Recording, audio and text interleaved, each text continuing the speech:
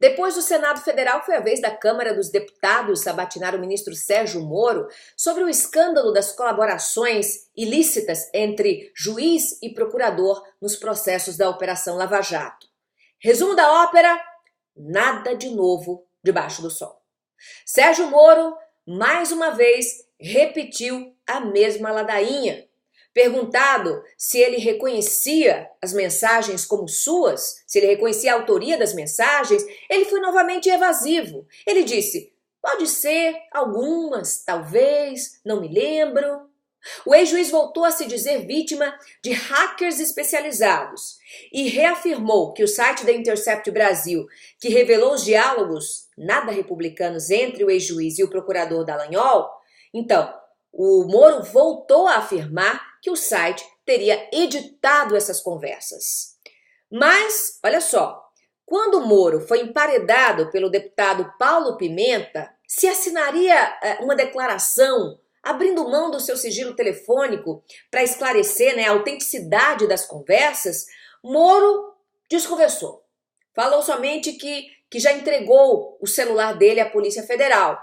A mesma polícia que, ora vejam, é subordinada ao Ministério da Justiça de Sérgio Moro. Moro investigando Moro? Tem alguma coisa errada aí. Isso não soa nada bem. Além do mais, convenhamos, entregar um aparelho celular, com mensagens apagadas, não é o mesmo que entregar o sigilo telefônico. Aliás, do sigilo telefônico, Moro não abre mão. Por que será, então? Bem, perguntado, então, se ele se comprometeria a solicitar ao aplicativo Telegram as mensagens que foram apagadas, que ele apagou do celular, para exatamente comprovar a possível fraude nas conversas, Sérgio Moro respondeu com silêncio. É que, como juiz, ele sabe que ele não precisa produzir prova contra si mesmo. Mas, como juiz, ele também sabe que, ao acusar o site de fraude, ao acusar o site da Intercept Brasil de ter fraudado as mensagens, cabe a ele, Moro, provar o que afirma. Então, o ônus da prova se reverte. E a única forma do ministro provar que os jornalistas mentiram é revelando a fonte, revelando as conversas originais. E se as conversas originais, se essas conversas com Dallagnol, como o próprio Moro afirmou, não tem nada de ilícitas, por que não abrir logo esse sigilo? Por que não confrontar os diálogos originais com os diálogos revelados, publicados pela imprensa, ex-juiz Sérgio Moro? Quem não deve não teme, não é verdade? Outra pergunta que ficou sem resposta, muito importante, foi sobre a investigação contra o editor do The Intercept Brasil, o jornalista Glenn Greenwald.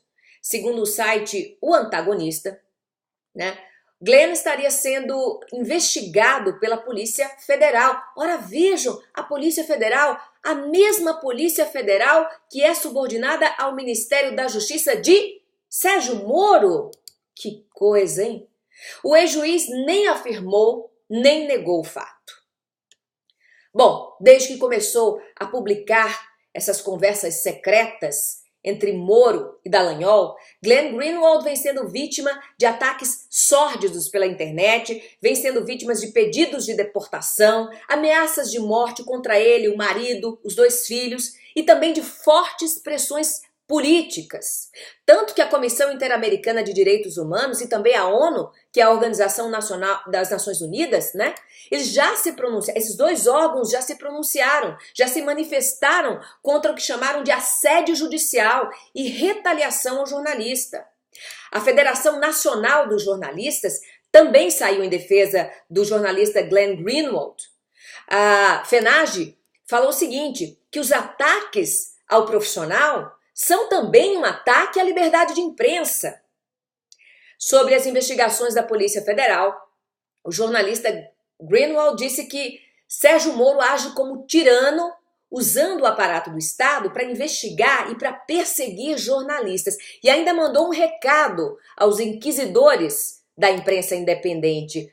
Para Glenn, nenhuma intimidação, nenhuma ameaça interromperá as reportagens. Que assim seja. Aliás, ameaças do Estado contra a liberdade de imprensa, elas têm um nome. Chama-se abuso de autoridade. E olha, logo, logo, essa prática covarde e muito comum será considerada crime também para juízes e promotores. Esperem. Sobre liberdade de imprensa, eu queria então deixar aqui, relembrar as palavras de este um sábio juiz, um ex-ministro do Supremo, o ministro Carlos Aires Brito. Certa vez, ao defender o direito à informação, porque a liberdade de imprensa nada mais é que o direito que a sociedade tem de ser informada. Pois bem, o ministro Carlos Aires Brito falou nessa ocasião, abro aspas para ele, a liberdade de imprensa, ela é plena, e sendo plena, inadmite censura prévia, visto que o judiciário, que ninguém pode impedir o judiciário de dar a última palavra, de falar por último, ninguém pode impedir os jornalistas de falarem primeiro. Então, fala, Glenn. Fala que a gente te escuta. Boa noite, Brasil!